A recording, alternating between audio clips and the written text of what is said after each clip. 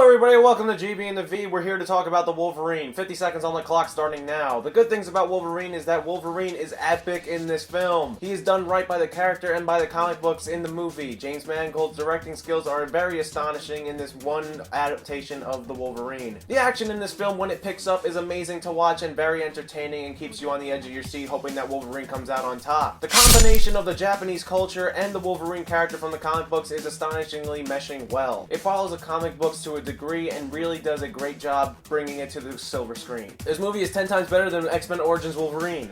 I think that goes without saying. Including the CGI in this film, way better than X-Men Origins Wolverine. This film also has a lead-in to the next X-Men film, X-Men Days of Future Past. And overall, it's just a very fun action superhero film. How'd I do on time? Fantastic! Great.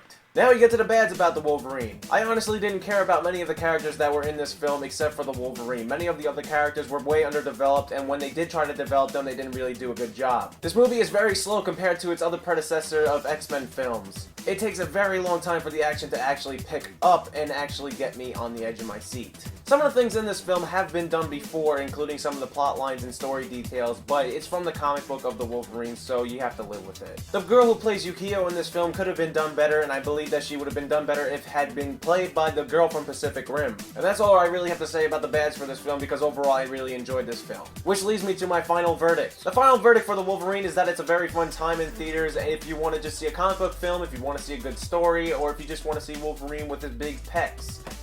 For all the women out there. If you were left utterly and brutally massacred after seeing X-Men Origins Wolverine, you will be pleasantly surprised to know that the Wolverine is a very fun time and 10 times better than the X-Men Origins Wolverine movie. It does Wolverine justice and does justice to the comic books that it was adapted from. I had an amazing time with the Wolverine, and I'm glad that I got to see it in theaters, and I was glad that it was made by James Mangold. Hugh Jackman does an overall good job, and I can't believe that this movie had one of the best segues into another X-Men film of all time. I'm going to give the Wolverine a final verdict of 8 out of 10. It is a very good film, and you guys should go see it. If you have seen it, please let me know what you guys think in the comment box below. And that was our first episode of GBandtheV. I hope you guys enjoyed our first episode, and if you have any suggestions, leave a comment down below.